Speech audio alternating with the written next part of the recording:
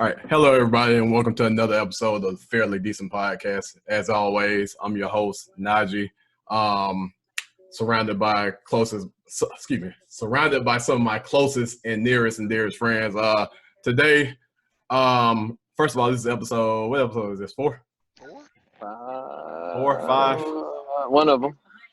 All right, we're gonna say 5. Y'all niggas don't know Episode shit. 5. Episode 5 of the Fairly Decent Podcast. So first and foremost, let's introduce the cast. Abhishek can be with us today.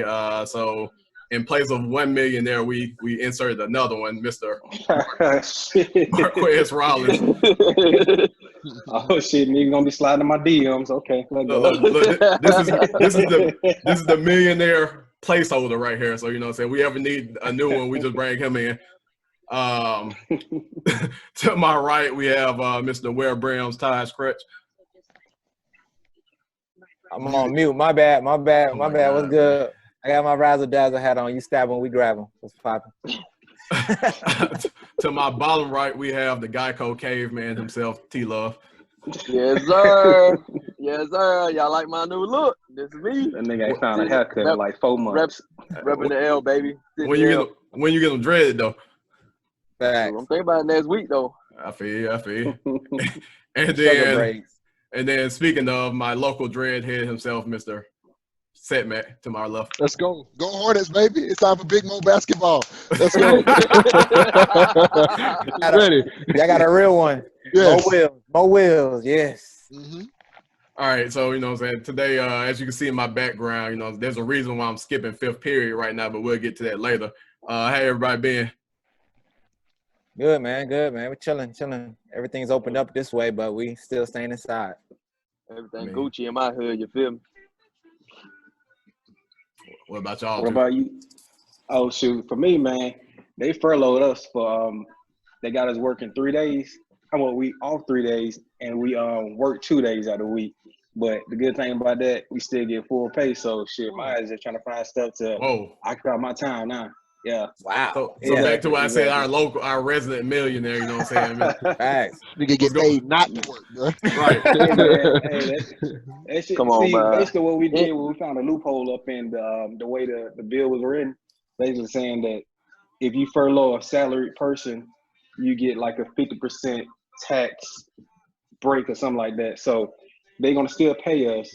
They furlough us for 3 days a week, and Shaw gonna pay us, but the government is gonna pay Shaw. So Damn. hey, can't beat it, man. Oh, Can't yeah, beat dope. it. Hey, man, let me hold $5. That nigga's hiring. I thought I was meant to still have a job. No, nigga, furlough me. Right. That's my problem, man. I swear. Like now that I got free time, I get to look on Amazon, try to buy stuff, go to Home Depot. I'm doing all these kind of like home improvement. You going stuff. to Home Depot? Oh my goodness. I'm losing all my money. You know what I'm saying? So I'm like, shoot, I'd rather probably be at work. It is man. trying COVID times. You at Home Depot. But I man. know, Yeah. like hell, T Love ain't talking. T Love is the first person in this damn meeting that shouldn't be talking about nobody going out. What this nigga did? Hey, Terry, where you went yesterday? Where did I go yesterday? To the club. Oh, I went to Clinton yesterday, get some food. That's what you call down the street from your house, right? I mean, 45 minutes probably, you know. Hold Just on, down you the street. drove to Clinton just for food? Yes. Was it a cookout, nigga? What kind of No. food was this that you couldn't Ask you find what- in Montgomery? Whoa. Why y'all jumping down my back? I'm just saying, bro, you jumping on my man's talking about he went to Home Exactly. Depot. Man, let me tell you, God Ashley, my darling wife, wanted to go to this fair food place, so we man. went down there to get some Gotta fair hear food. this now. Hey, look at the bottom of your foot. Now slam it to the ground. No, just playing. What's been going on with you, Seth? Ain't that much, man. You know what I'm saying? Still working. I don't feel like I'm not as blessed as I thought I was. I want to get furloughed in this motherfucker. Right. Nah, man, I'm good. Life's good, I man. feel like you've been working harder, man, since you Man, I you've been working swear. from home. I work more now at home than I did in the office. Look, whenever I look to motivation to get more money, I just look to my bracelet that I have on that says "What would Marquez do?" But Oh man. Well, hold Yeah, true, on. man. Let me back up a little bit. I don't feel like I thoroughly introduced the fact that we have a guest.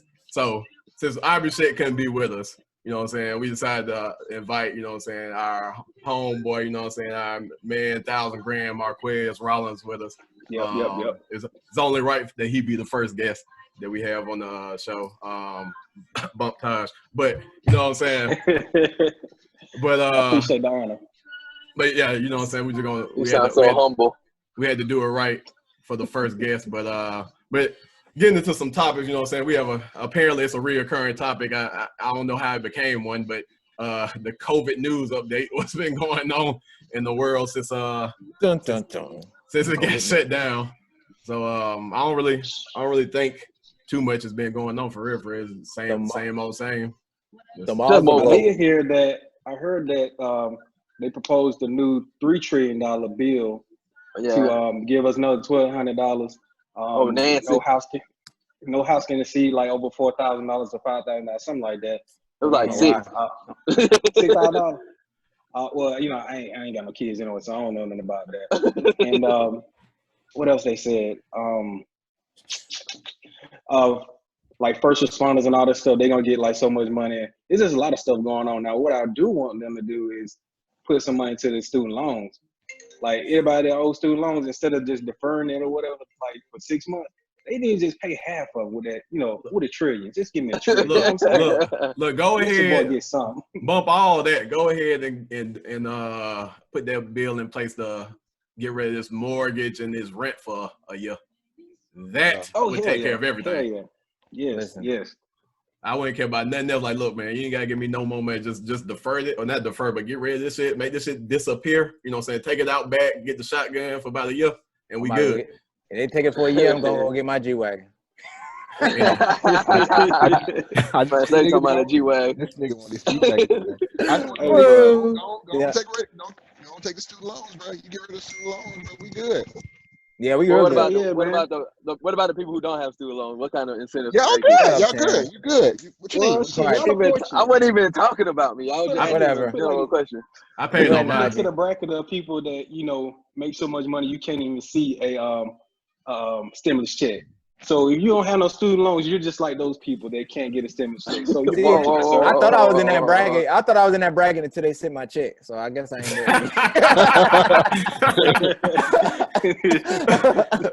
They gave me a reality check. I got one too. I'm like, what is this?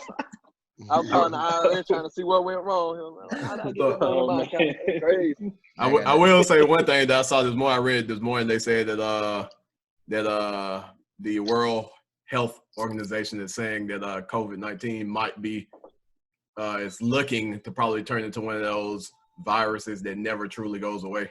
It'll be That's truly what I think, man. It's no way that this virus is going to go away, because if it's still like in people's systems and stuff, it don't seem, we kind of seem like we're kind of, you know, plateauing a little bit, but one case is what started everything. You know what I mean? Yeah. It only took one case. So by the time you get back cold about like what, September, October, November, it's gonna start back into its peak or whatever, the flu season, all that stuff. It's just gonna come right back. I don't see it going nowhere. Didn't they say the heat kills it? Yeah, that's right. Say when it get cold again. It's speculative. But It's speculative. they only did that based off other seasonal flus and stuff like that. They never had any hard evidence because it never went through a season. So they're just hoping that it goes away when it hits 80 degrees, and I think it's 80 degrees and it has to be like wet temperatures, humidity, and all this stuff, because when it's cold and it's dry and all this stuff, so viruses are able to, you know, live in our body for a longer time. So they just hoping, but I don't think it's going to be like that, man. I think it's just here. And You sound so smart, how to man. deal with it. I'm telling you, I researched all this shit, man. I don't know why, but like I'm fascinated with stuff like this. Like it's just, I don't know, it's just a hot topic. No, Sound like you took a lot of science with that engineering degree you got. I guess so. when your head that long, it can store a lot of knowledge. But hey man, tell me where the hell you get that blanket from on your head though? You call it a do-rag, but that's a blanket. That nigga took the sheets off a queen size mattress. Look, when Terrence shedded some skin, I just grabbed some and put it on my head. Oh wow. That nigga look like a werewolf. But Oh, wow. but in all honesty, how many of these like illnesses and viruses truly go away? Because even shit like the flu and pneumonia and shit like that, those are actual diseases that still exist. They just we just have vaccinations for them. So like they may not hit as hard as far as death tolls every year because we have different vaccinations for them. So like in Well, I think like like said, smallpox was one that like they eradicated, if you will. They said it's like pretty much gone. yeah. I think that affected America in the 20s. Yeah. I think don't quote me on that. And then it was a problem for a while, and then they got to the point where it wasn't. It Like was chickenpox, officially right? eradicated. Like, do Chickenpox y'all was one. parents have like the little smallpox like patches or whatever? Is it smallpox when you get the little? Shingles? You know what I'm talking? Shingles. No. No. Like before we got deployed, Terrence, like what you had to get on our shoulder? This nigga, are you in the Terrence military? He ain't go. This nigga. Basically, Terrence got a twin. I'm a 3-time war veteran, but I had to get back to you on it. Yeah. But anyway, the little thing, like they'll prick you like 30 times or whatever. 30. And I know, like, but we don't get it no more because, like, I think in like the 80s or 70s or whatever, they said it ain't a thing no more. But if you look at like your parents, like I know my mom and my dad had it. And anytime you go overseas, we had to get it. And I could have sworn it was smallpox, but let me get back to you on that. It might be. We ain't saying you're wrong. We just don't But know. that's just like another thing, like I said, what you're saying. Yeah. The only thing I remember is anthrax shot. That's the only thing I remember, fam. I don't know. Shit, maybe it was anthrax. I don't know. I don't gotta be right, man. I just gotta bring some shit to y'all. Nah, man, I know any public space I'm going to, bro. I'm trying to wear this mask as much as possible. Bruh.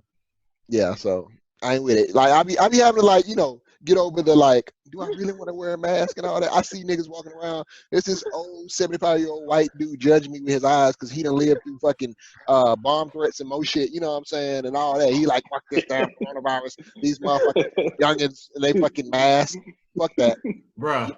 Yo, that's susceptible. You might be a carrier in this bitch. So I'm gonna leave it. Bruh, I just left Montgomery today. I feel like when I left that bitch, I came away with a care package. My mom gave me like 100 masks, all different types of masks. I mean, like surgical masks, pain masks, cloth masks. Mother gave me disinfectant spray, some shit that I thought that was distinct. Eradicated off the face of the earth, some shit. She gave me some damn hand sanitizer. So I feel like I came up from that visit. But the shit that was funny was this morning, I guess like DirecTV had came out to my parents' house to like look at the satellite or whatever. And the dude from DirecTV didn't have a mask on. And he tried to come up to my dad and start talking to him. And my dad came out in the house cussing like a motherfucker. Like, that motherfucker came up to me and he had no damn mask. I don't know the fuck wrong. Hey, like, man, he was going in. That mother going in. Like, what's wrong with him? Hey, man, your dad be going in for real, man. That nigga is crazy. But that joke's funny. But nah, like I said, the mask thing, I guess, is like I said, it's just a way. I don't know. It's hard to gauge it. Cause like I said, is this gonna be something that we're gonna have to get used to from here on out, or is there gonna be a time and a norm where we aren't expected to really wear masks for real? There's no threat to wear masks. I think it's gonna be part of the fashion going forward. They're gonna fashion. All these brands gonna start rolling out masks with their products where you can purchase those. That's what I think. Get my Cowboys one soon. Yeah, if you slide through IG, you're gonna see a fucking promoted ad every 5-6 slides for a mask company or something like that. So they probably making so much money right now. Yeah, but like I said, is it going to be? I mean, of course, I don't even want to call it a fad. It's kind of a necessity right now. But is there going to be a point in time that we think that mask isn't really going to be required anymore because we're going to be able to stand within 6 feet of one another? Maybe. I mean, but if you, as a company, if you can make money for a year on a new product, shit, go get it. Right. I mean, you might as well wear brims, wear masks. I mean, yeah. Hey, look, man. Like that. Let me write that campaign down. I said no free promo. Right. There was some. Oh, go ahead. But I mean, what I'm thinking, like, is it really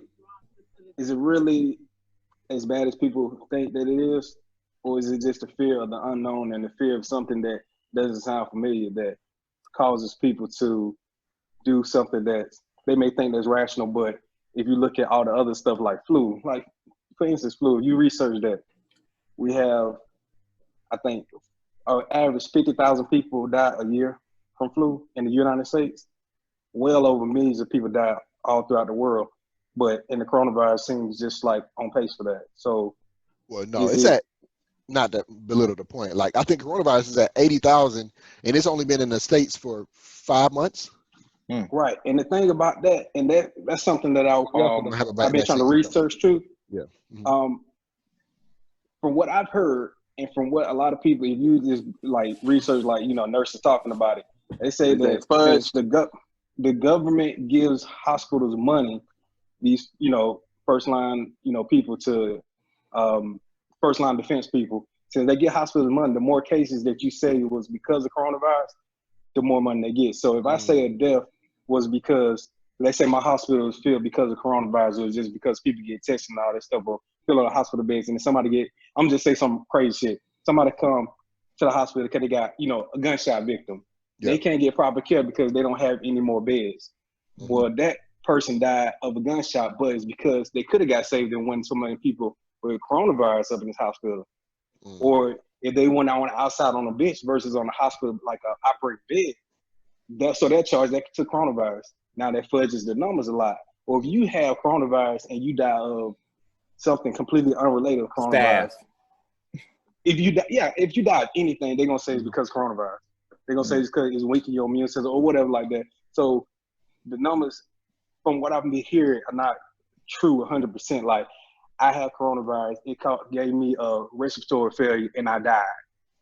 It's like I had coronavirus, or I had a heart attack, and I couldn't get to hospital bed because coronavirus patients were in there, occupying all the beds, so I died because they couldn't reach me fast enough. I'm like, that ain't right.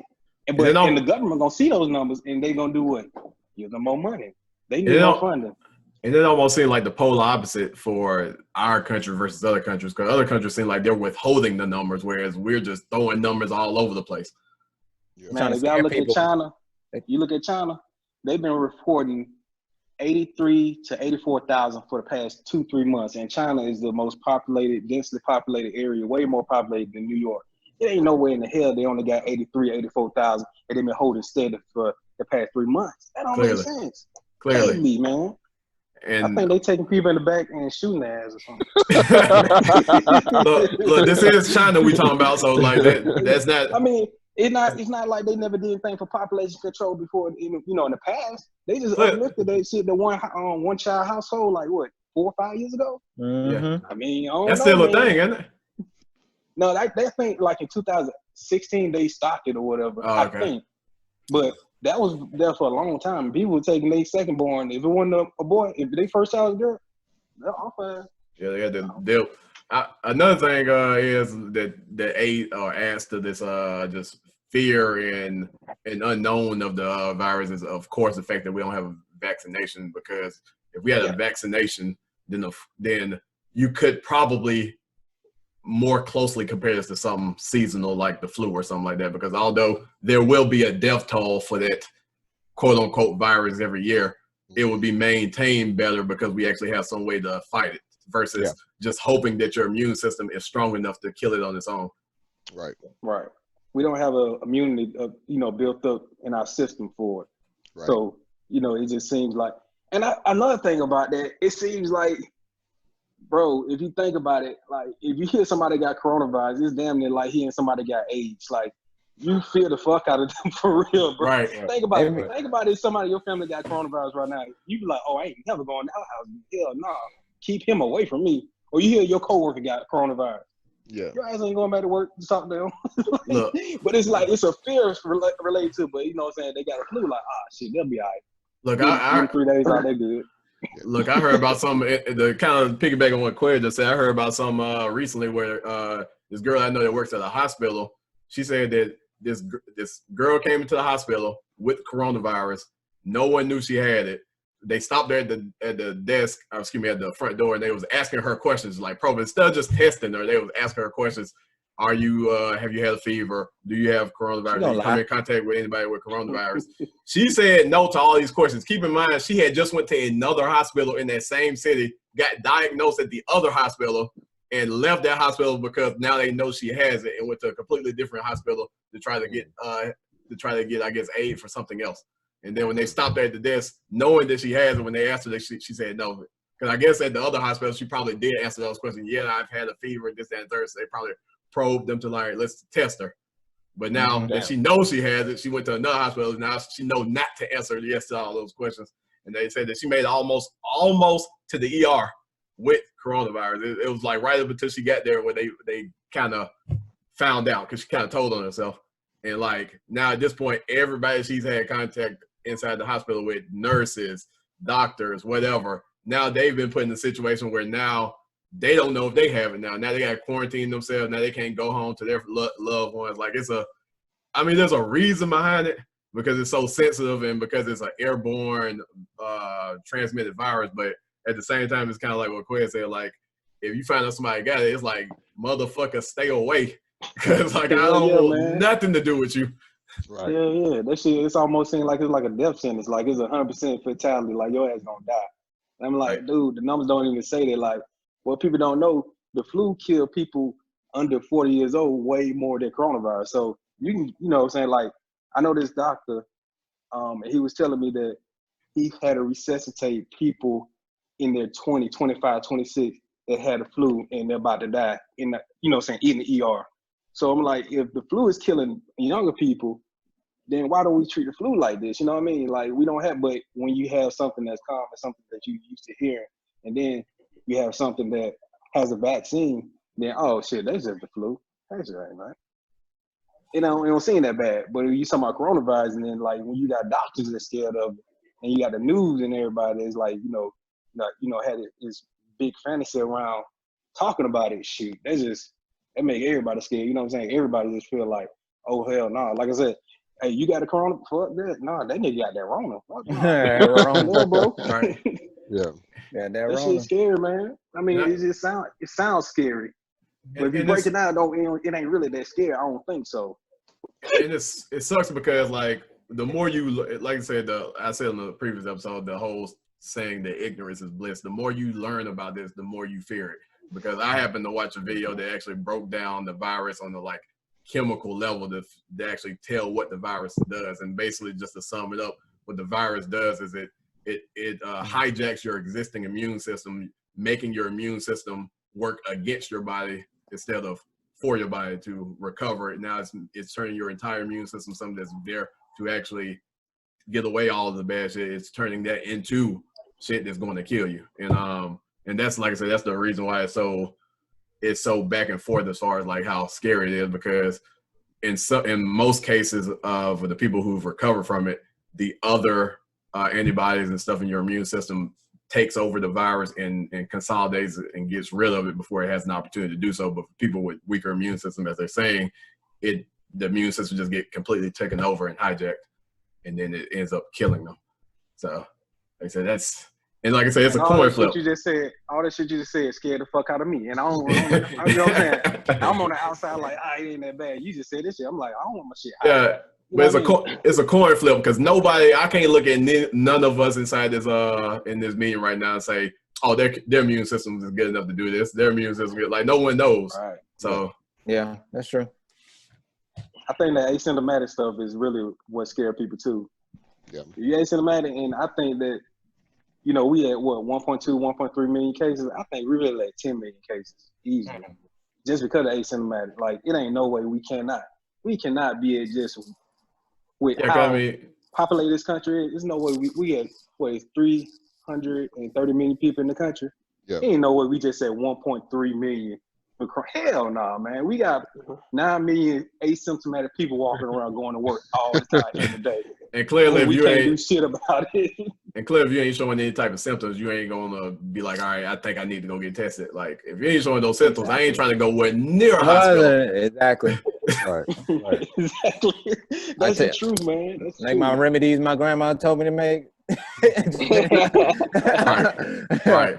Fight that thing out. No, hey man, old people know, man, for real. Oh, that's Boil you just some get some ginger tea, root. honey, and drink Boil you some. some ginger Get root. your little ginger root. You already know. Oh shit. But yeah, That like sound like But yeah, like I said, besides what we've already been talking about the last couple of weeks, nothing's really changed. Everybody's pretty much doing what the hell they want to do right now, and the staying away from people seems to be some other paths apparently. But anyway, like I said, we move on to something a tad bit. Well, kind of segue. I guess it's kind of a segue. So I did have a question that kind of popped in my head. I wanted to ask everybody to kind of get their take on it. So of course, on a yearly basis, so there's this event somewhere around Thanksgiving. I think it's called like Black Friday or something like that.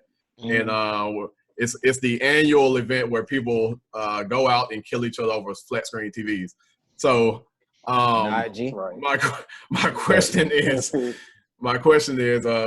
with in the light of everything that's been going on this year and how the economy is just completely gone to crap as a result of the coronavirus, and then also the fact that a lot of places are still not open and people are still not working as a result of the coronavirus. Do y'all think that Black Friday will actually be a thing this year? And then if Yes, so, sir. I in think what so. capacity? I think so. It's gonna boom. Yeah, it's gonna They're be not lit gonna because people cancel that. could be Dead. up. Ain't gonna spend money for real, so it They might be might, they lit. might turn it. They might turn it into Cyber Weekend. That's what they might. Exactly. Instead of Yeah, the that's what Cyber I Monday, think it's it's gonna be gonna go. Cyber Friday through Monday or something. I think they're gonna have it, and then it's gonna.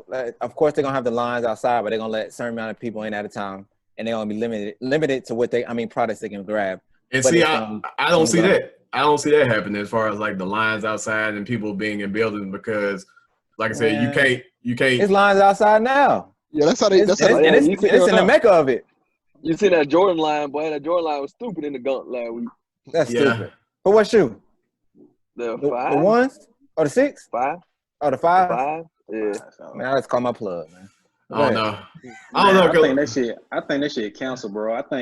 Okay, so I just saw this article today. I don't know how true it is, though. You know what I'm saying? Like, y'all got to cite me. You know what I'm saying? I told you, I just break down shit to y'all. Like, y'all just figure it out yourself. All right, let me But ask you they this: said- was it HTTPS?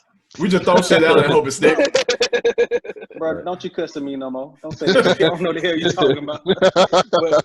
But no, like, it said that, like, pulled up a Wikipedia article. Go ahead.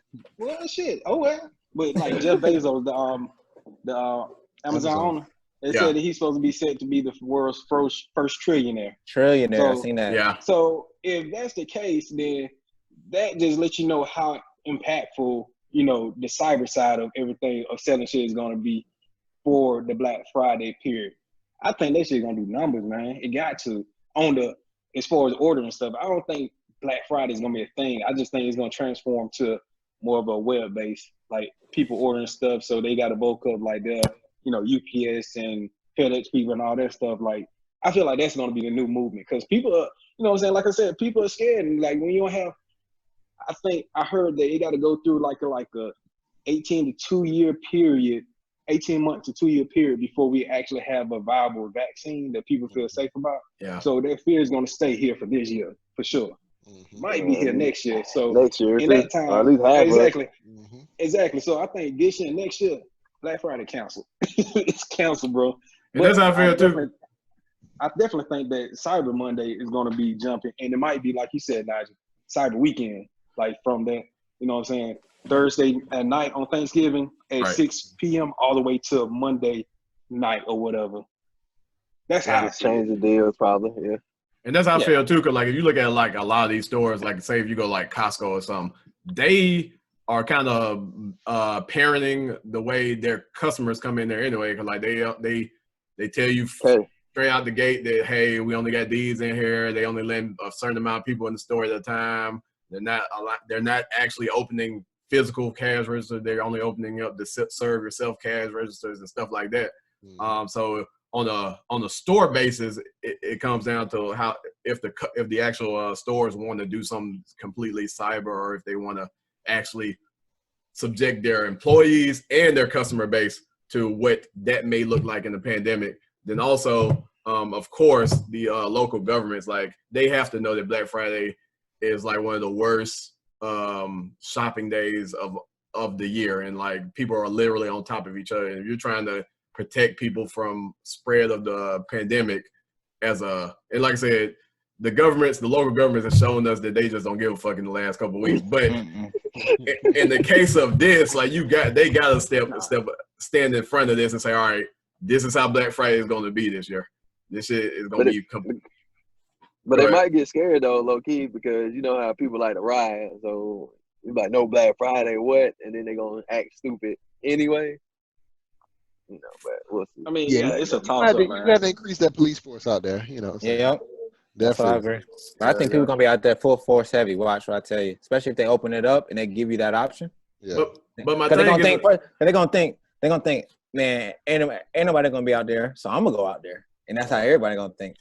Watch, and then like what you just said, Tosh, I think people just restless.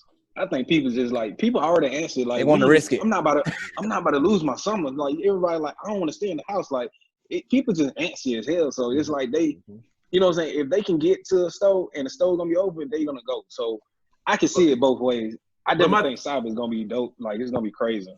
But my thing is like, why even subject your customer base and your employee base to some shit like that, knowing the outcome when you could just put that shit online and be done with it. Like you can put the same deals online. Yeah, you get that money. Double the money. But the thing about that, think about what the business is gonna suffer the most if everything's online. Clothing. The only thing that's gonna pop is gonna be like Best Buy electronic stuff that you don't have to try on.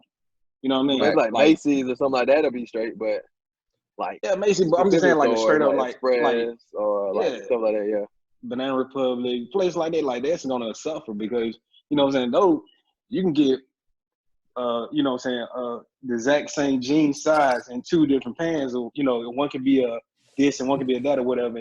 One is way too slim because you know what I'm saying. I'm a big nigga or whatever like that. So I just can't try anything. So if one is an Aiden and the other one is a whatever at Banana Republic, like I can wear this one, but then this one I can't wear. So but that's my search Johnny I ain't risking this shit.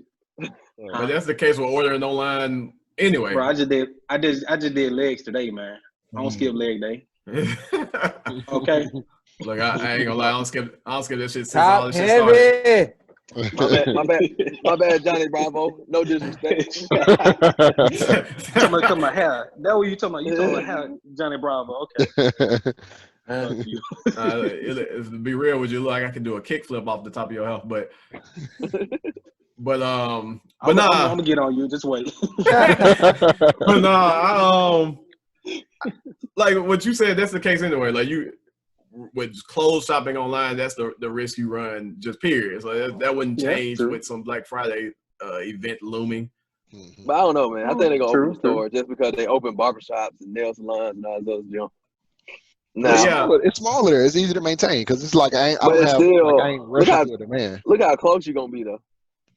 Yeah, but like, hey, I see you wash your hands. I go wash mine. I got my mask on. You got my mask on. Boom, line you up. Boom, we do the same rinse and repeat for the next customer. But you know how the barbers are gonna be. Right? Man, my barber texted me yesterday, say, yo, I do house visits. I got a secluded area in my house. You can come get a haircut. I was tempted. But like, I know these barbers hurt, bro. Like, that you niggas gotta pay bills need a barber for real. I pay for your haircut, Taryn. Hey, look. my new look right here. Hey, what was the name of that movie on Netflix there? You had to leave on the bandana on your face. Like cover your eyes. Oh, you took Bird Box. Bird Box. There you go. It's like we were in a bird back society. And the day before, Bird Box. Matter of fact, it's like the Bird Box pandemic was about to happen next week, and the day before it happened, they had everything locked down. Like, you know what? We're gonna unlock the door. We're gonna let you choose if you want to go outside or not. That's how I feel about it. And niggas was going outside. Yep. Exactly. Like, if you I saw Quiet Place 2 supposed to be coming out, I think, next year. Yeah. Quiet Place? That's my movie. That movie's so hard.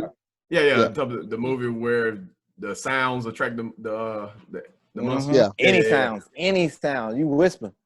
Right. Oh, since we talk about Netflix, man, I finished Daredevil season 3, by the way. Anywho, who cares? But somebody mute him. That nigga off. Punisher season 2 coming next. But anyway, but yeah, I think it'll be interesting to see. Like I said, we won't know until it happens. But I just hope I hope like hell they don't put it in the hands of everybody, because I know if you put it in the hands of everybody, society is just gonna fall because they're gonna pick the wrong decision every time. I was gonna tell you this, Nigel. Don't hold your breath. I mean, yeah, because money rules everything apparently. You're right. But, For real. But anyway, like I said, we can mosey on along to the next topic. So the reason why, you know what I'm saying, I have a book bag on and I'm skipping fifth period right now. And the reason why we saw fit that Marquez be a perfect guest for this episode is because we wanted to talk about a topic dealing with high school. Four of us are high school friends. Taj, he just a stand-in. And I was that guy outside selling the cookies and the candy. No, it's fine. Oh, So I wanted to take a little trip down memory lane, and I just wanted to talk about like just the topic of high school in general, like the experiences that we had in high school, funny stories. Like I said, four of us know each other from high school, so probably how we met, things we loved about high school, things we not necessarily liked so much, and of course, if there's anything, the golden question is, there's anything that we could have done differently, would we have done it, and what would that have been? So I'm just gonna, usually I start off the topics, but you know, I'm gonna kick it to somebody random. Taryn. you know, I enjoyed high school a lot. You know. Hold on, before we even go there, I guess we will start with the whole how did we meet thing. Like I said, four of us know each other from high school. I know Taryn. I think we all met through Taryn actually. Well, I don't know about Marquez and Seth, but I know me and Taryn, me and Seth met through Taryn. Me and Marquez met through Taryn. I've known Taryn since junior high, and then met, just like I said, just gradually in high school somewhere. I met Marquez, and then I think I met Marquez like around 10th grade, and then I may have met Seth in like the 12th grade. Yeah, I think that's when we really started getting cool, like 12th grade. I think I met you my 11th grade year, but like we didn't start kicking it till like 12th grade. Yeah, it's some along the line. I can't. We all. Yeah, like me, Taryn, and Marquez, like we were all in these classes that were curated for a certain segment of students at Lanier. So all of our classes, highly intellectual students. Look, no man, most politically correct way to say that ever. We was like AP classes. So it was like AP classes, so honors classes. So it was like only like 20 of us. Like it was like 20, 25 in the whole school that was in our grade. So they basically just made us follow each other around the whole day, aside from like one elective and maybe our athletic class or something like that. Like your two electives. Other than that, we had the same period for 3 years, the same class for like 3 years. Yeah. Same teachers. Right. So I couldn't get rid of y'all. And then the thing about it, it was only like 5 guys like in the class. Right. So naturally we gonna get black kids was in the class. Everybody black. Oh, Lanier is 98% black. Lanier's all black? It is? Yeah. Oh, okay. I ain't go to all black school. I went to, you know what I'm saying, predominantly white. Yeah, no. You could ask us how many white people, we still would have been like none. I think like 3 or 4, like 2, 3 the whole damn school. The whole school. Right. Man, looking at them like, you talking about the teachers or you talking about the students? Yeah. Oh yeah. I ain't gonna lie, that joint was crazy going from like Colorado schools to Alabama schools, but you know that's neither here nor there. It's like completely opposite. I'll be the only black person in the school. that nigga went from the hoodest nigga in the school to just the lightest nigga in the school. He was the actual. In Colorado, he was.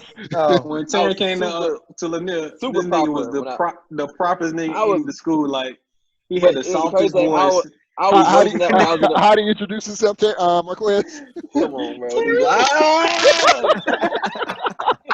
So, oh my God, bro. So we were in 10th grade, right? I think we were in like English class, dude named Mr. King class. And this is the first time like I had spoken to Taryn or something. I think me and Marquez kind of sat in the same area. It was like me, Marquez, Miss and Taryn sat like in the back, like right. Was it Miss Kimball? I don't know. Yeah, because Mr. King I think was later.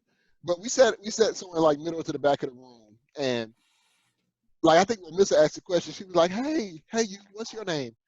And then Terry was trying to like the lightest of softest voice, like Terry. And she was like, I don't really remember this story. Like, I think y'all be exaggerating. What's your name? Hey, man, then he responded, that's how I heard it. Terry.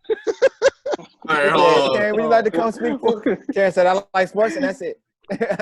All right, hold on. Let's tab this for a second. I'm gonna let y'all continue this. I just want to briefly say something. So, kind of going back in time for a little further. When I met Taryn was in junior high school, and it was a similar story. It was one day we were in class. Oh my god! Well, for me, it was this. One day we were in class, and I think Taryn had to have come in the middle of the year because I don't remember him being there at the very beginning of the year. Well, I didn't remember hearing it all. It was just one day I randomly noticed him in the class, and somebody asked him like, "Who are you?"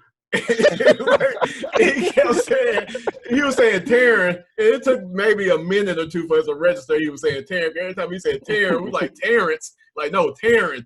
Terrence. Exactly. No, hey, Taryn. the same shit, the same thing, exactly. Like Terrence, like, no, Terrence. Hey, bro, I didn't say that. That's all, bro. Just chill, fam. Hey, do you remember? Hey, you remember that day, bro? You remember that day that old boy had came to our class? Everybody was looking like, we got a new girl in here. You remember that? I think it was what was it saying? Oh, you talking to me? No, it was that? Yeah. Oh yeah, I already know what you're talking about. I already know what you're talking about. Everybody looking like, what the? What? Yeah, it was he looked like a dude, but all right, we can go back to high school in a minute, one more minute. So there was the story Terry was talking about. There was this. I'm not even gonna say his name. I ain't gonna put him on blast in case somebody knows him that watches this. But there was a guy in our class who was gay, and he had the most feminine voice in the class, including the females. And when he came in the class, he started talking. I don't know who he was talking to, the teacher or whatever. And everybody it almost just went through everybody's head like, whose voice is that? Like, is that a new girl in here? Like, we were probing the class, like, who the fuck voice is that? We were looking at all the females, like, who the hell was that? Then we realized it was coming from the dude that just walked through the class, and you could kind of predict the rest, just bust out laughing. But oh shit, yeah. Y'all some bullies. Niggas were ruthless back then. Hell yeah, back in the day, niggas were ruthless when it came to like gay people. Oh man, damn. Y'all some bullies. Yeah. But continue. Hey, but what's the best memory y'all have from high school? It could be, you know what I'm saying, just in that age bracket from like 15 to 18. That vein. The yearbook class, but I ain't gonna really get into details, but we just gonna leave the yearbook class. No, bro. No, we won't talk about that. Y'all touchy Philly with them females. What's the can't talk about between 15 and 18? No, bro. We can't talk about that. That's cool. Getting lap dances in the classroom. Bro, what you doing, man? God damn. This nigga work for the feds. How you know this? I don't even think Set when he was in the class, he was in there every day. You think the cops work for the feds? Bro. I gotta see every day come to that class. I gotta see a teacher's aide because I skip that class every day. That's my job. Oh man, yeah. How the hell he know that? Charles, you the feds, ain't it? Listen, nah, he probably had a class. Apparently, he had a class like that. Exactly. Nah. I plead the fifth. Okay. We know what you did too. with my soft tacos, I used to chill my soft tacos on my white Reebok classics all day. So it kind of backtrack a little. To kind of backtrack a little bit, as you can kind of gauge already, Terrence, Seth, and Marquez went to the same school. They went to Sidney Lanier High School in Montgomery. You see it? Yeah, the SL right there. Sidney, I went to Jefferson Davis. Dodge, New York. I went to Jefferson Davis. Unfortunately, I had to go to a high school when I got here. He's from Enterprise. You probably went to elementary here too. I went to Enterprise High School. Look, you stayed in the small city when your high school is the name of the city. Exactly. Enterprise High School. Yeah. It's we only have one high school. And that's nice though. Now, like they got a new school, don't it? Like, oh yeah, they got a new school now because my class, I was in 2007. Oh yeah, a tornado hit us. So my little brother went to that school. My picture in the gym, y'all. In case y'all want to know, my picture in the gym, my basketball team. What's it in gym for? In the basketball team. I'm pretty sure. Okay. I'm pretty sure it's we played against set. Water boy, something like that. We didn't do that good. My junior year, we did better.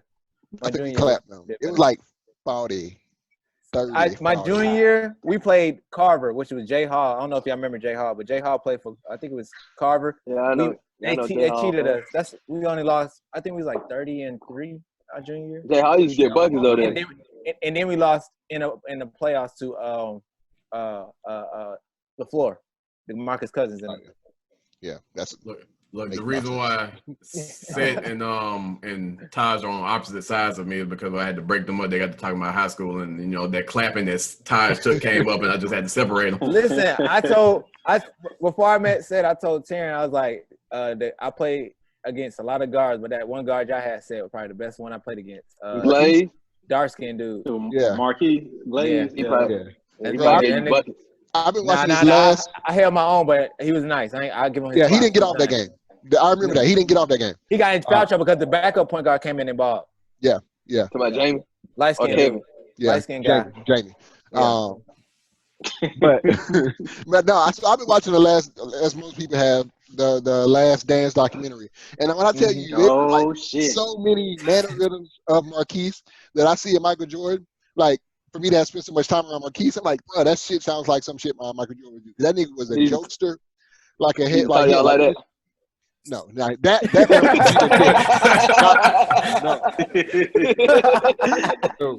didn't carry that one. He let some of y'all eat. Maybe after we left. He didn't let some of y'all eat. No, he ain't had that. He said, hell no. He was probably good enough to in some respects, but he ain't had that in him. Who was the best player on your team? Say if you had to say. Marquise. Yeah, Marquise. He was Marquise is probably the best player I've played with, like, that's been on a team with me other than like AAU. And I played with some niggas that play with the NBA, but Marquise is the best nigga I had like on an organized team like that. Yeah. And I don't know if it's really close. Like, Marquise was that good. Yeah, he was nice. Yeah, definitely was. So I got a question for y'all. Hold on. So better than my bad. Let me ask. So like better than like Courtney Fortune and all those guys. So those are like aside. So I played with him at AAU. So Courtney Fortune, Jamar Sanders, Jermichael Green, like Varez, like those type niggas are in the same range. Like, he can ball with them, and would have, if he had the chance to go to college, he would have probably did comparable things. Maybe not Courtney. Courtney and J. Mike, they on like an upper echelon level. Those are the two best players I've ever played with. I saw Courtney Fortune. He was like playing a decade in like another country or some shit. Like, I just saw that like 2 days ago. Yeah, he got his own shoe and everything. Yeah, those are the players I've ever played with as far as like. He must play overseas or something. Yeah. Yeah. He played in China for a while. I think he's been playing in China for a minute. I think he's like MVP like 2 or 3 years in a row or something. Yeah. Mm-hmm. Yeah, he been balling. So J. Mike with the Clippers. So I got a question for y'all just tall. All y'all need to tall. I got a question for the group, and I'll let everybody answer individually. If you were to say that your high school that you went to was famous and infamous for something, what would you say that thing is? For me, I would say JD was probably famous during your time there, not just as a school, but during your time there. So during my time at JD, I would say JD was probably famous to what y'all just alluded to, the basketball team that they had in 06 with Courtney Fortune, Varez, and just the rest of them. Because you talking the girls and the guys winning state and all that shit? Yeah. And then infamous, I would say, for fighting, because literally at Von Roll Park. Literally, these motherfuckers had a fight club at JD, and they would go. It was two versions of it. It was one that happened every fucking day at the end of the day in the back of the school where the buses meet. Every day in the back of the school when the buses meet, it was like clockwork. They would fight on them steps behind JD. You had a fight, Najee? You fought in high school, Najee? Not at JD. And then in also, high school, period. I was flirt in high school, so I was just trying to get with females all the time. But so I ain't have time for all that. But and then what Terrence said, like they I mean, but and then what Terrence said, they had like a fight club at Vine Road Park as well, that they would go there and they would put that shit on social media. That so and so is fighting at Vine Road Park and just announce it, and then it happens. My question is, since there were so many high schools in Montgomery, was there beef between high schools? Like, was it like clearly? Yeah. Somewhat, yeah. Yeah, I would say the beef. athletically, yes. West Side Oh yeah, Classic. definitely. But Talent-wise too, as well. I would say this: athletically, there's beef, but also respect because you still play the sport, and you know these niggas, so you hooping them all summer. They on your same AAU team, so it wasn't as much like beef as much as we just want to beat y'all.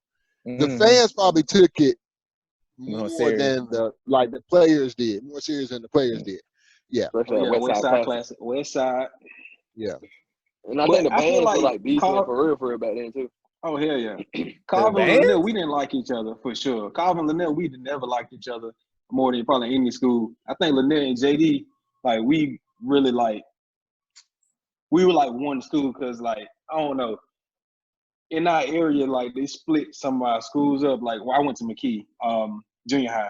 They split our school up, and so half people went to JD, half people went to Lanier. So naturally, we still was like really, really, really close to each other. Like hung out all the time with each other. You know what I'm saying?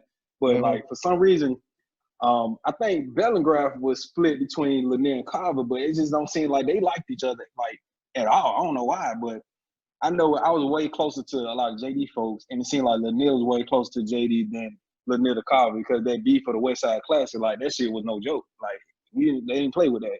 And like you said, it was more so the grown folks that took the beef to another level than the people in school. But we just kind of like, you know, kept with the same vibe. Like, oh shit, the grown folks say we weren't supposed to like Carver. I guess we don't like Carver. God damn, we gotta fight. Like, whatever. Yeah. So that was crazy.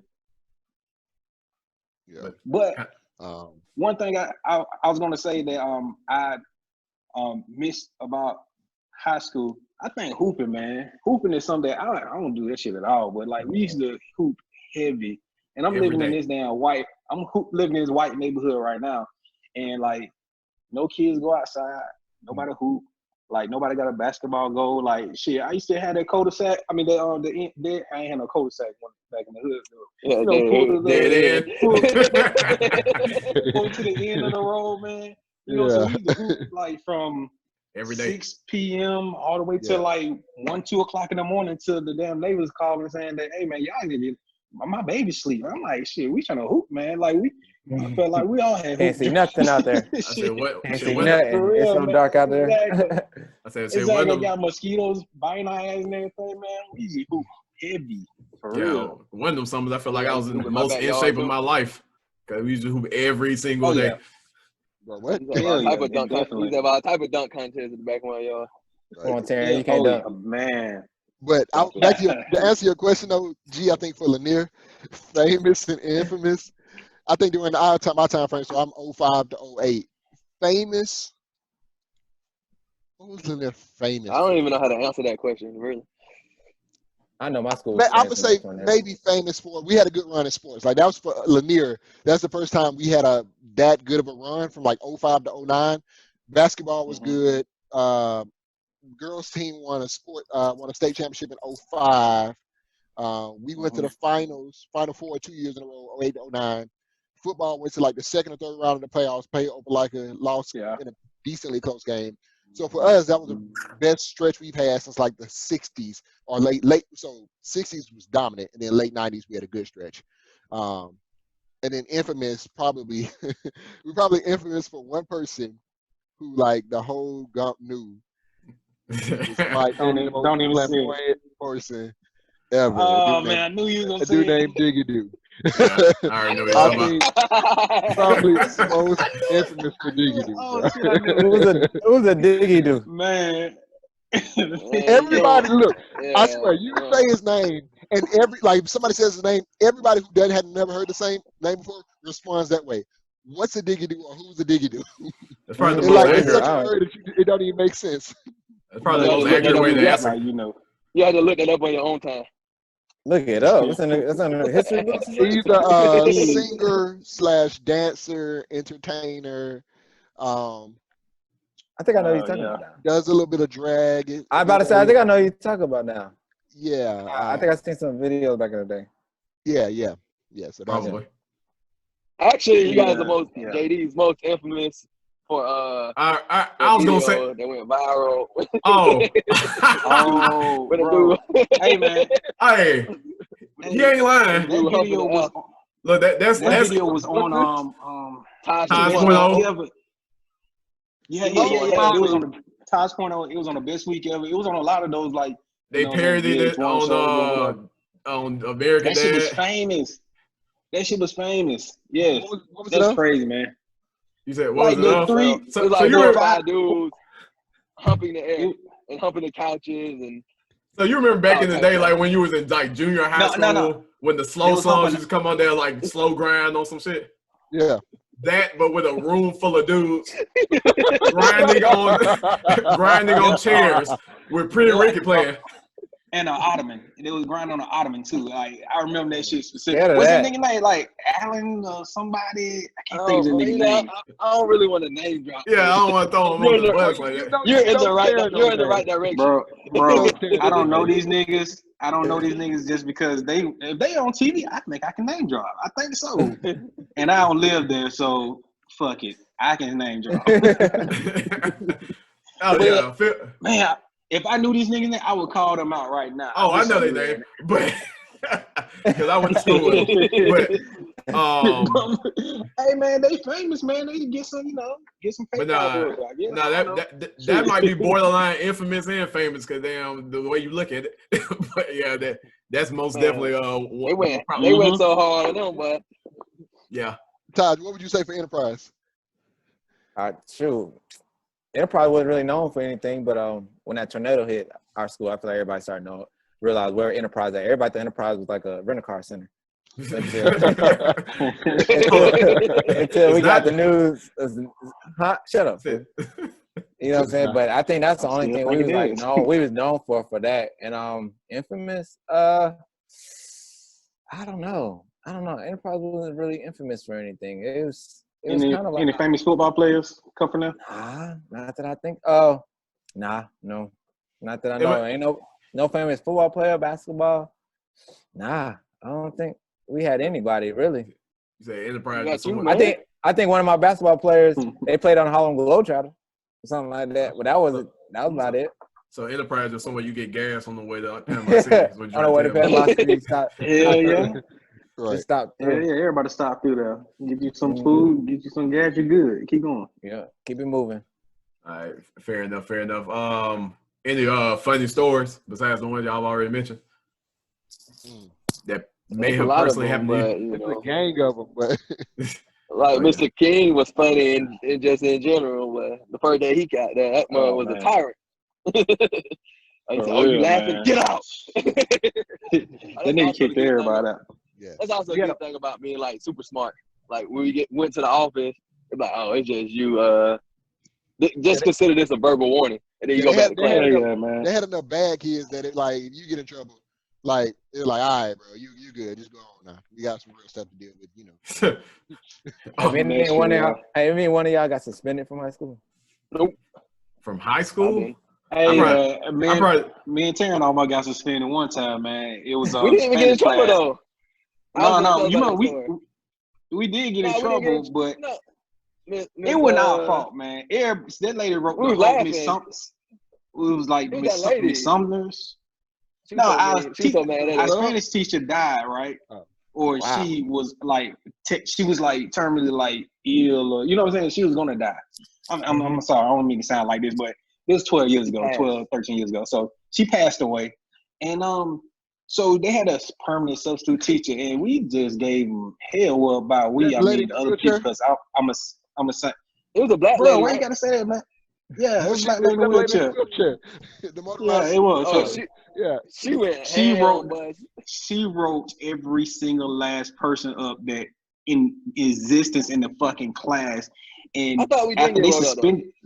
No, we got rolled up, but they suspended everybody. And then me and Taryn just so happened to be the last people, and they got tired of suspending motherfuckers and giving people in-school suspensions. They was just like, you know what? We just gonna toss this, man. Fuck it, y'all good. So we were just looking at on the thick ass, you know what I'm saying, suspension letters or whatever. We was on the very bottom. It was just like, we get tired of saying, fuck it, man. They threw our shit. They literally threw our shit out for real, like dead serious. Like they suspended and called everybody parents and gave people in-school suspension and all that shit. And we got down to us, we was like, we didn't even do nothing. Like we literally ain't do nothing. Like dead shit, we didn't do nothing. Okay. I think we just laughed, maybe. I think we just laughed. That ain't give y'all no paddle. You know they used to paddle back in the day. I got paddle in junior high school. That was a junior high school thing. Oh, junior high school? Oh, okay. But you gotta keep They were paddling y'all junior high? Yeah. Yeah, sir. I thought that was like elementary. Joe, that was funny because the dude that was assistant principal, he was a Q and he used to get people paddle with the wood. That's how I knew I was gonna be ready to be online, bro. So I started when I was in junior high school. We had some grown men, bro. It was some niggas that you didn't want to paddle at GW, bro. Like it was some big ass niggas, bro. Yeah. I gotta be sure to put my disclaimer out there. Alpha Alpha is a non-hazing organization. But Quez, you remember that incident when we had the cars out there and everybody got their junk took? That was a bad day. Like everybody got their CD players junk took. Man, I was so mad. Robbing niggas' cars. They put people shit on bricks. And this is in the parking lot of the school. In the middle of the day? The parking lot.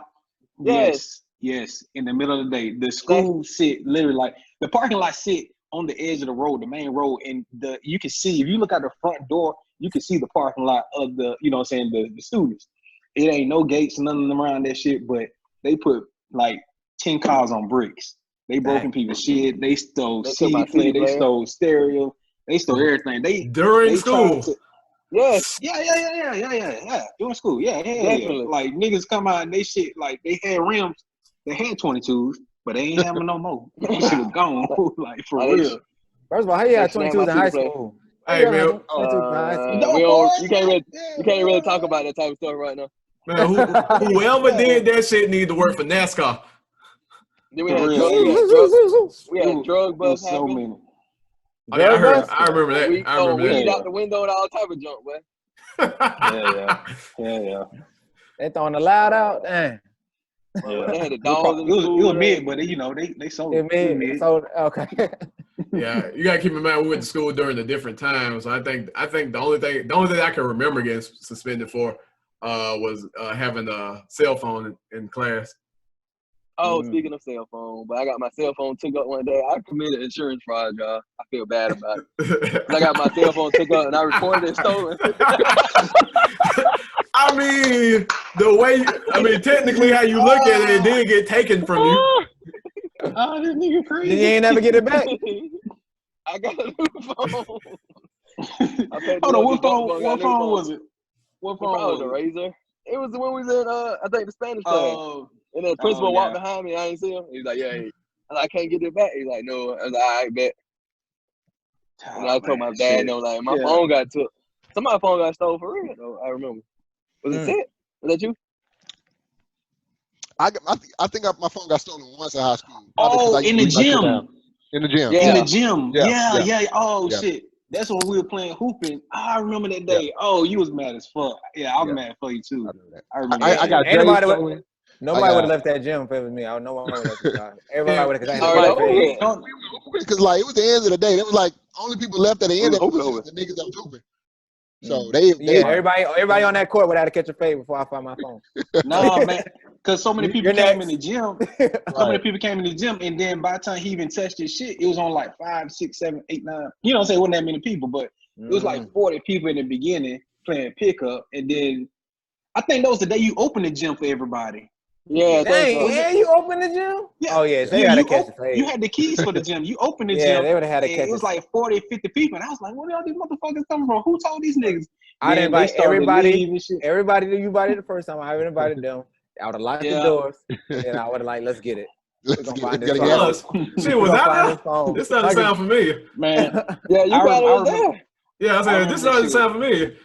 Yo, you was there. You were definitely there. You definitely had a lot. Yeah, I don't want to name drop who all that, but yeah, I remember it was some niggas that I was like, yeah, I think that nigga probably did. I think that nigga did, you know. But I ain't gonna name drop him. Yeah, you can't go down for snitching. You can't 69. Them niggas started skedaddle real quick, and then you know what I'm saying, it was only us left, and then we started hitting lights and all that shit, and then next thing you know, Seth was like, I think he was like, what the fuck? We were looking all over that bitch. Right. I was like, look up on the bleachers, man. Said, I don't know, man. Damn, man, I ain't stealing it. Shit. He probably punched the bleachers and all. Yeah, it was some bad. I mean, we had some. Hell yeah. We had the best dunk contest ever doing me and Seth. Nobody didn't want to dunk after we dunked. It was crazy, man. We had a lot of fun back then. Yeah, I ain't dunking at y'all ass, man. Fuck y'all, man. Y'all tall, lanky ass niggas, man. Can't stand y'all, man. Y'all should have. Damn. I could never dunk. Any high school experience y'all would relive or redo if you could? Yeah, playing basketball. For me, that was obvious. Like, if I can make some damn free throws, I might have a ring right now. Like, as simple as that. Make some free throws, I might have a ring right now. And me continue to go to summer workouts. You know, I got injured. But, you know. They always place a lot of blame on me for this. For this, like to this day. On the team, he was working out with us during the summer. We lift weights. He lift weights one time, bro. He was like cleaning, and hurt his back. And never saw turn again. He never lift weights before. He got his back blown out. Terrence, I did not hurt my back then. I did not. You got your back blown out. Boy, that was Terrence. I did not hurt my back then. Your back was blown out. You have to be an athlete. I did not. I got a perfect back right now. Look, I remember that song. That boy Terrence was crippled, boy. You thought Terrence was a cancer patient, boy. He was walking around the house. That boy was like this. Oh yeah, hell yeah. That nigga he was looking ugly too. Yeah, I remember that. Man, I missed out getting them black cats because of that junk too, man. I remember, bro. Terrence, just be happy because I ain't get to go to work, bro. I ain't get no check. Just be lucky, Terrence, because if you would have played on St. Lanier, I probably would have done it, bro. It saved you. You saved yourself, bro. You had to be on a fast break. Just don't. No, bro. I probably would have dunked on you, Terrence. I ain't gonna lie to you. What about the rest of y'all? I probably dunked on Troy while you playing. Crazy, my name on the court. I probably hooping in high school because I feel like I had I ain't have a good senior year. I want to go back and do that. I'll be in the league right now. Anyway, did you hoop all 3 years or 3 or 4? How many? What y'all do in high school? Y'all had 4. My high school was 3 years. My high school was 3 years: 10, 11, and 12. You did all 3 years? Yeah, I played JV 10th and then varsity 11 and 12. Everybody can be said. When you start playing varsity in 7th grade? I had to sit out my 10th grade year. Oh. Yeah. Because he was that zone. He was zone for Lee, right? Yeah. Oh, but let me tell clearly. you about why it took us a while to get cool with Seth. Uh-oh. You know, me. Man, Seth was a motherfucking. I was wondering what the story. He was a jock. He was a jock Seth. I was wondering if the story was gonna come up. It wasn't even that. It was because me, Jeremy, and Quez were pretty like when I first got in there, we was like super tight. But me and Jeremy and then Quez and Jeremy was real cool. So me, Jeremy, and Quez were like super tight. We would go like hoop at floor and all type of stuff.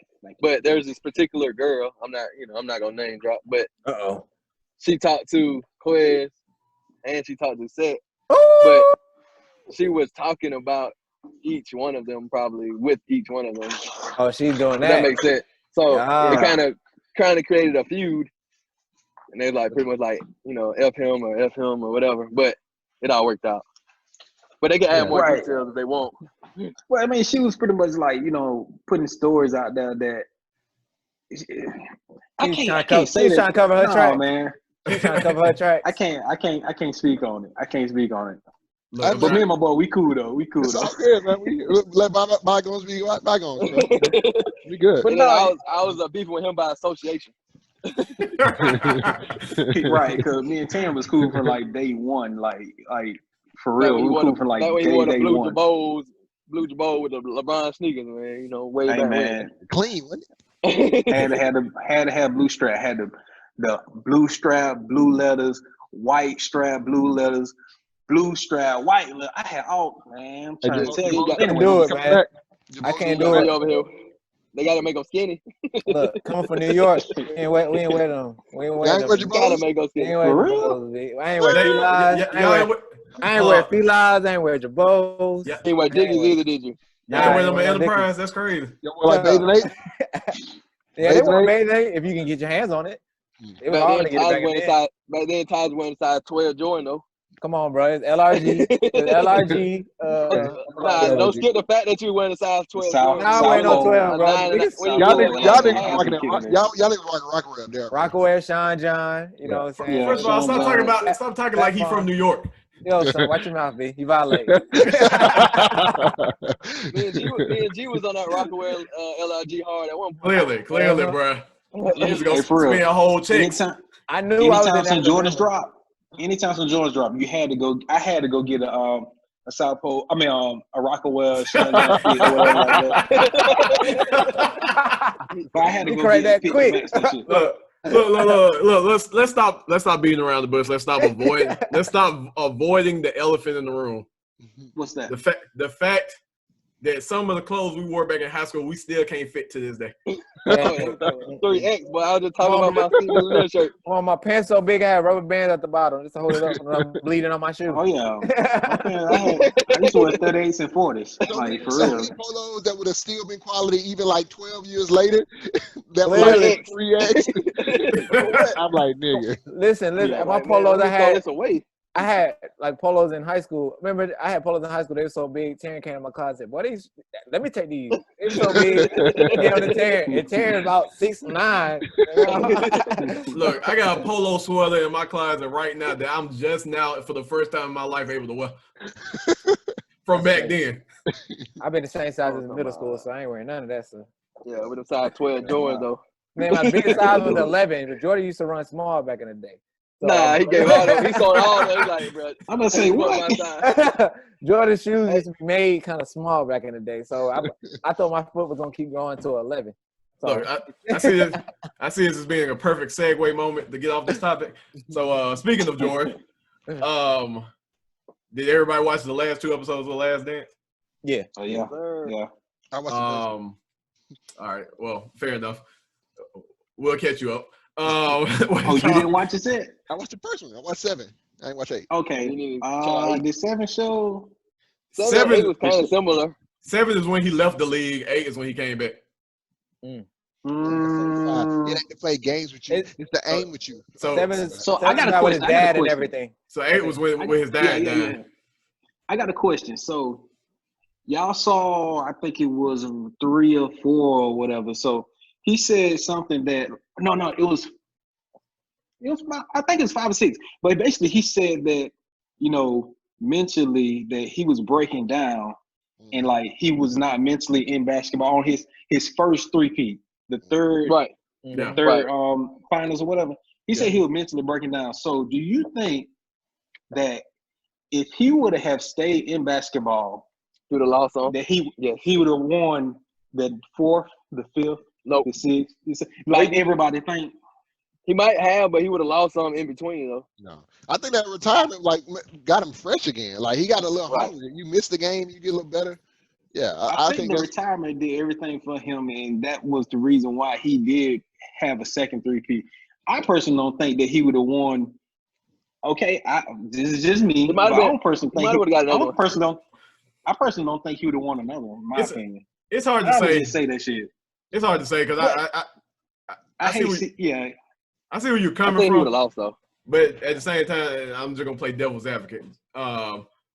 It's hard to say because of what we know of Jordan and what we know from watching this documentary is that Jordan is the epitome of a dog, and he finds everything, every little thing to use as drive to drive for his competitive nature. So if he saw, like for example, when he came back in the middle of the season and they end up getting beat by the Orlando Magic. That was his drive to say, all right, I need to get my shit back in order. I need to go out, during the Space Jam shit, invite all these players, peep their game, and use that against them and figure out a way to be the dominant force that I was before, because Jordan was away from the league, of course, as we know, for a year and a half, and he was no longer a dominant force in the league. And he basically flipped the switch and say, all right, I need to do, instead of taking my usual couple months break from basketball after the end of the season, I'm going day one after the season until the season starts again to make sure I'm fit to beat these niggas' ass. And like I said, it's hard to say that he probably And he got Dennis Rodman too. Yeah, that too. Mhm. That too. They You got can't- rid of Horace. You can't overlook that because they need a rebounder. But at the same time, like I say, I just think it's hard to say because he's that big of a dog that he would have. You saw how he was beating up his teammates. I feel like he would have won, but he would have lost somewhere in there. Like he would have lost. This is my point. I feel like exactly the route that Kobe had is 100% exact same route Jordan would have had. The next year they would have lost. Yeah. I feel like he went through a drought of not winning. Then he would have found some more teammates, and then he would have finally won a couple more. I feel like he would have lost because they probably never would have got Dennis Rodman. Because when you check out, it's different when you check out mentally versus when you check out physically. If he would have stayed consistently and played, I don't think they ever would have tried to reach out and got Dennis Rodman. Well, let me paint this picture for you. You saw how far they made it without Jordan.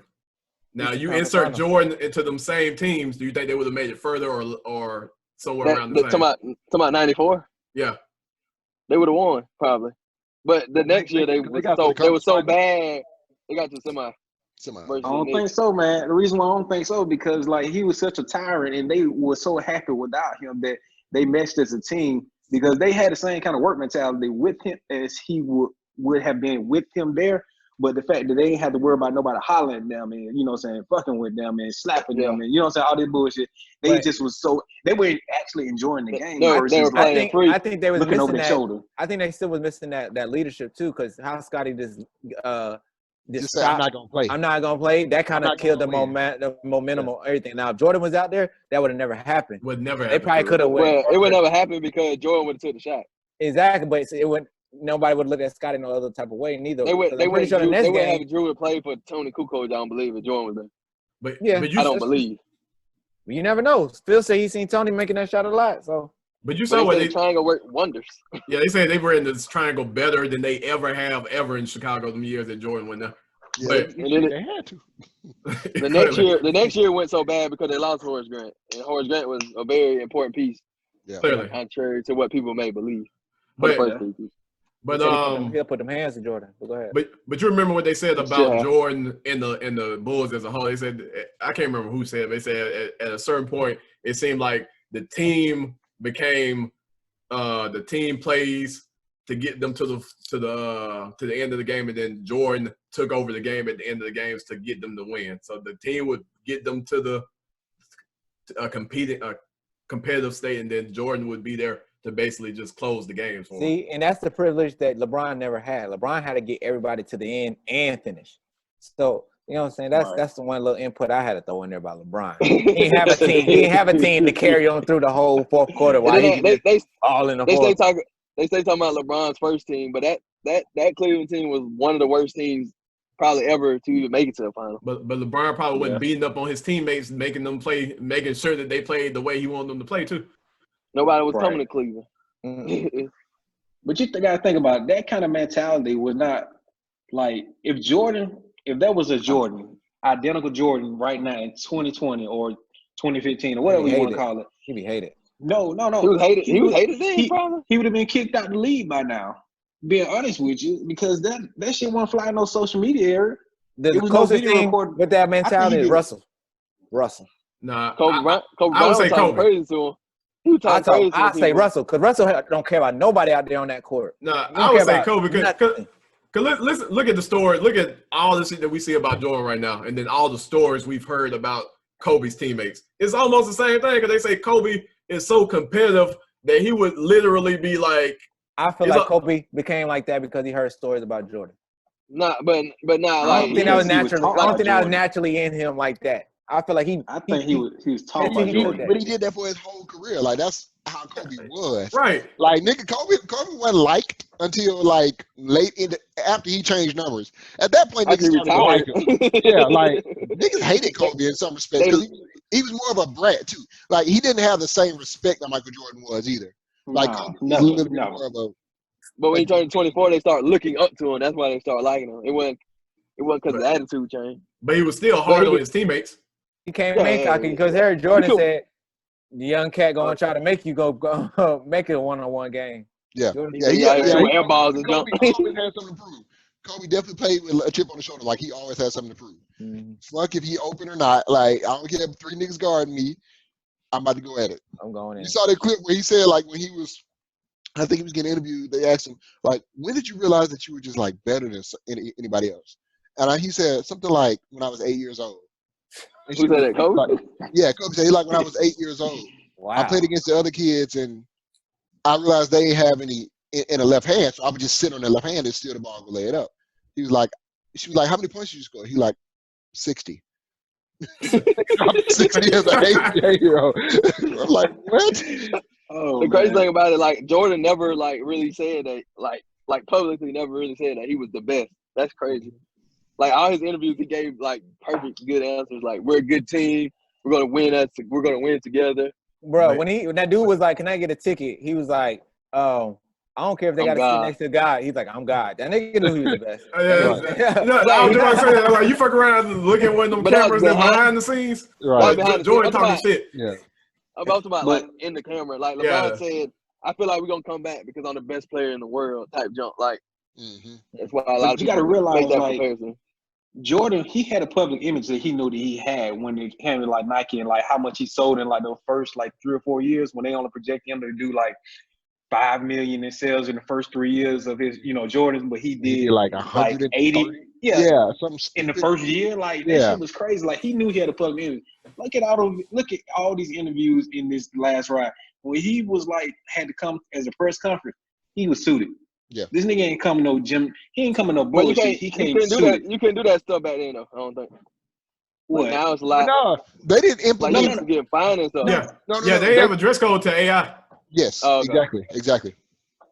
So, and he would definitely, unless you like walking on the court and you could catch him in a conversation or whatever, he was like, "No, let me go. Take a shower, get my shit together. Then let me come in a suit."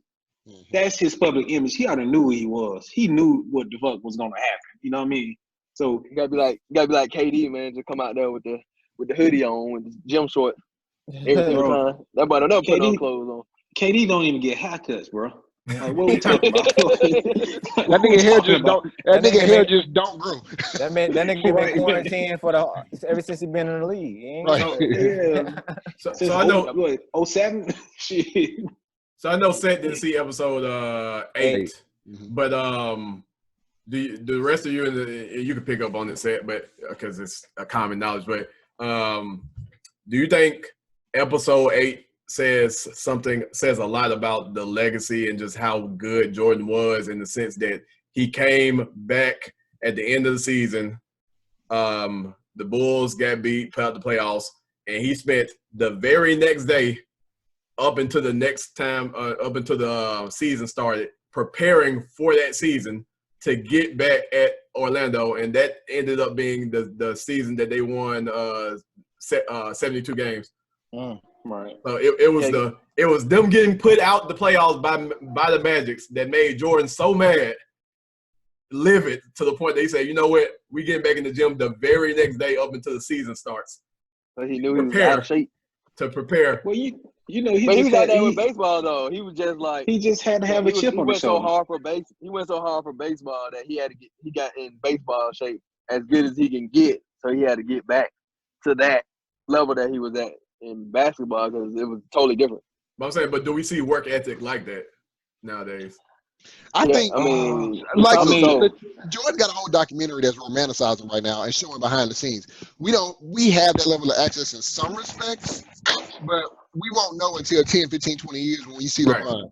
Because it's going to be a documentary on LeBron. You can be like, damn. This thing I'm pretty sure he got crazy work ethic just because of how much he spends just to keep his body. Wait, 1.2 million? Like a year. Yeah. You spend that much money on your body, like you got to have a work ethic like no other. Like crazy. Like people like Steve Nash and John like that probably had crazy work ethic too, just in general, because he's so little that he has to be in tip top shape to even compete. How about a 2-time MVP? Oh my God. Or like even KD, like he may not have the work ethic or something like that. Like it was a streak that I saw a few years ago. Low key. When KD led the league in scoring, he averaged like 30 to 31 a game that year. He might have been his MVP season, maybe close to that. But it was something where he scored 25 or more points like 60, somewhere between 60 and 70 times, which is like amazingly consistent to do. Like you score 25 plus points 60 to 70 times, and it's only 82 games in a series. 82 games in a season. That's bringing it every night, though. Yeah, but even though Reggie Miller and them kind of alluded to it, because they were saying that like during this stretch of summer, again coming up to the season, he shot Space Jam, and they would be on set for Space Jam at 6 a.m. every day up until 7, 8 p.m. at night. And then right after that, he would invite all of the top players from the league to come out and train with him. So they would all play pickup games from like 7, the moment they got done filming, to like 11, 12 o'clock at night. And then had to get back up in the morning to shoot Space Jam and then do it all over again the next 7, day. 8 o'clock in the morning. See, that just show a passion that we just don't, to be honest with y'all, like straight up, everyday people, we don't have that passion. Like, I ain't got that passion. I ain't gonna lie to you. Like, once I get clock out from work, I clock the fuck out. Like, I don't see, like, people just, like, you know what I'm saying? Like, Najee, you don't code on the side. You know what I'm saying? Like, you don't code 16, 20 hours a day. You know what I'm saying? We don't do that shit. Like, I don't even know passion like that, to be in love with something so much. And I guess, like, if you think about it, he's doing something that he loved to do, and by the way, I get paid for it. Yeah, man, we used to hoop like that, man. We used to have that work ethic back then. I think it's more that, like he said, like Jordan said, like everything is handed to these guys now as soon as they get to the league. Like Jordan, but I think a lot of them probably have work ethic though. Yeah. They do, but it's so easy. Like before they get out of high school, they get a $1 million contract, $100 million and stuff. Like Zion walked into a shoe deal. Like, now mind you, he's Zion, so he deserved it. But like, he need to be paying money for an eating plan and making sure his shit, because he need to slim down a little bit. I'm sorry, but the NBA is so popular. Like, so who made it? You got to reward these high. But he got the deal out straight when he got to the league too. But not that was unheard of at that time though. Like that never happened before. Clearly. Like the most people were getting like 100, 150.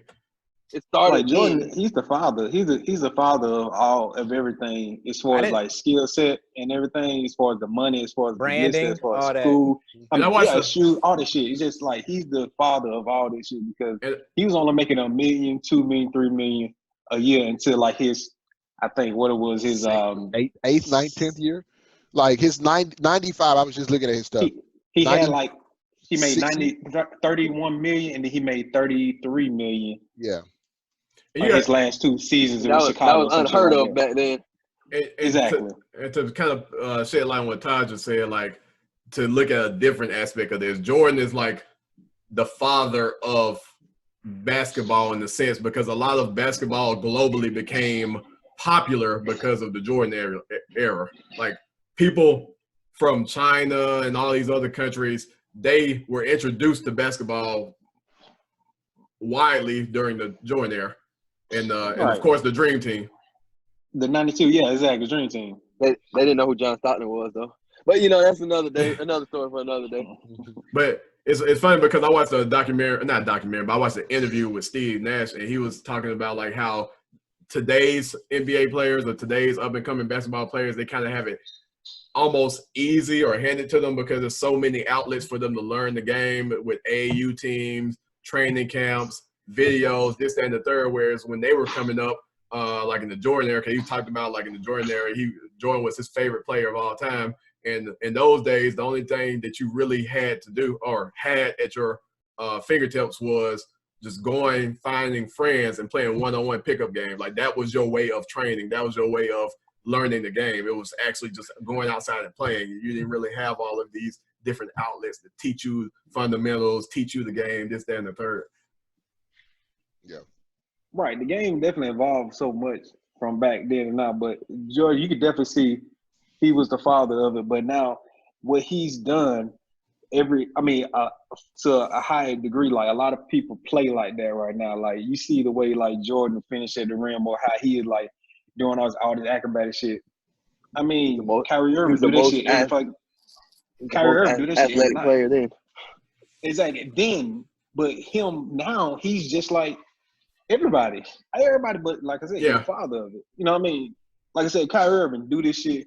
He do the most acrobatic shit ever. Like, you see the dunks they doing the dunk contest, you know what I'm saying? Like, all these motherfuckers are super athletic. I mean, not last year dunk, but you know what I'm saying? Like, other dunk contests. These niggas are super athletic, but they learned from him. And now they got to, nobody like dunking like Dr. J. Like, nobody doing that shit because that's like basic. Like, nobody learning from Magic Johnson.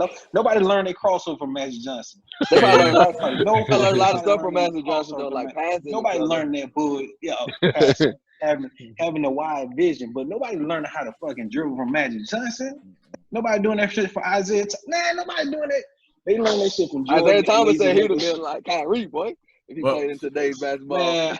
Man, Kyrie will put Isaiah on his fucking head right now. For real. That's the truth. These niggas are today. Fair enough. Okay, you know what I'm saying? Okay. But you got me there. But that's true. That's true. Like, LeBron learned his footwork in the post, you know what I'm saying, from big man. You know what I'm saying? From big man. I get on this. Yeah, so that's the only position I can see that niggas can still learn from. But as far as like shooting and dribbling, you don't see that. No, right. it's a to try to wrap this up. We can keep on talking about this shit. But yeah, let's go ahead and try to get to an end of this. So with Quez being our guest for the week, we did want to do our reoccurring segment, Art versus Art. We're gonna try to make it really quick. I don't know if we can do that. But yeah, so we proposed it to him to let him go ahead and give us a topic to speak on. So what did you come up with? Okay, so I gotta cover these things too, man. I wrote a lot of shit. But the top question, no, this is one question. This is one question. So what is better for Black people as a society, or you just think of as your personal self or for your kids or whatever you want to think of?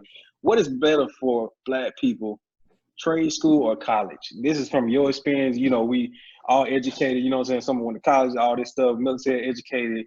What do you think is better for Black people as a society? Across the board? Like, generally speaking, trade school. Trade school.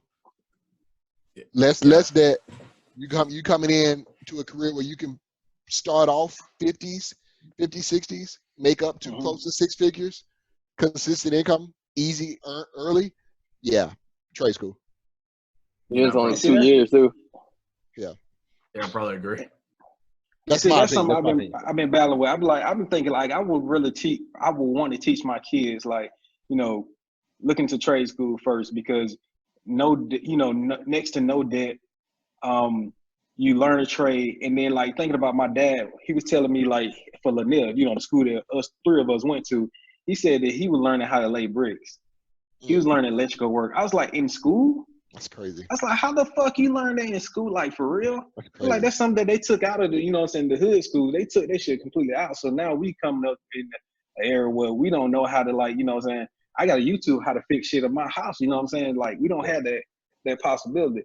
But on the same token, like, I did go to college, and I would want to teach my kids trade school shit. I would encourage them. But at the same time, like, you're not going to be a doctor, you know, say, going to trade school. You're not going to be an engineer going to trade school. You're not going to be so many, I guess, like, the more sought after, like, degrees going to trade school. So what is the balance when you think about that? I would say if you, to kind of, like I said, to kind of shed light on what he just said, if you have somewhat of an idea of what you want to do going into it all, then if trade school aligns with that path, then probably go that route. But if you have no idea what you want to do, then I would probably say venture off to college and try to get an idea, maybe. I almost can make an argument the other way as well, though. Right, exactly. Yeah, because if you have no idea, you like, hey, go pick up a trade, go make you some money. College is going to be there. Like, you can finish up and finish college, whereas opposed to, and that way you're not just wasting your money on a bullshit degree, criminal justice or, you know, dancing. Some people use criminal justice for law school. Yeah, some people do. And then 90% probably don't. Right. Liberal arts degree and stuff like that. So I feel like, hey, if you know, hey, I want to be a lawyer, doctor, you know I need to go this route. I didn't want to go into tech or something like that, and you only have to do it for tech. I feel like college may be the way. Trade school may be more so if you don't really know. Shit, go learn to be a plumber. Go learn to do HVAC. Blow that shit out of the water. Get you 60, 70 as a 22-year-old. What? Didn't Jeremy go to trade school? Yeah. Not one day every school we can think of. Yeah, that's what he does for a living. He went to college. So I feel like if you want to do like a lot of hands-on stuff, like like even like with IT stuff, like you can go straight to a trade school and get like a networking specialty, opposed to going to a college and getting a general IT degree where you don't learn like the ins and outs of anything. It's just general knowledge. You probably easily make 6 figures off that trade in IT. Than my question degree. is, do you think more that trade school is like thought of and brought up by black parents than it is in white parents? Because I don't feel like white parents could tell their kids to go straight to trade school. I think a lot of them go to trade school. They probably I don't know. They probably incorporated in a lot of schools as well too. But high schools? Yeah. Depending on what schools you go to. But I feel like they should do more electives like that more. True. But let's go ahead and wrap this up. I think we are super over the time limit. So oh shit, we can keep on talking too. But no, I appreciate you coming out and being with us today, Quiz. I think we talked about a lot. So not sure if any of it was productive, but we talked about a lot. Good combo. Probably not. So wrapping up, anybody got any closing thoughts or anything?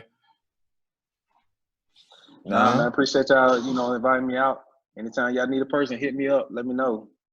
I got plenty of random bullshit knowledge.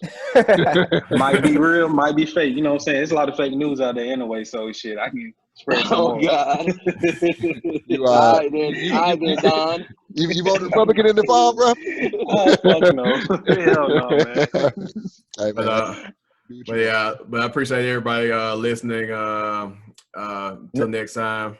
Najee, how this go, man? How did our first special guest go and our 5th episode of Fairly Decent go? Allegedly the 5th episode. We'll figure it out later. But it went fairly decent, dog. You know what I'm saying? I can't complain. But the next time we'll holler at y'all. Peace.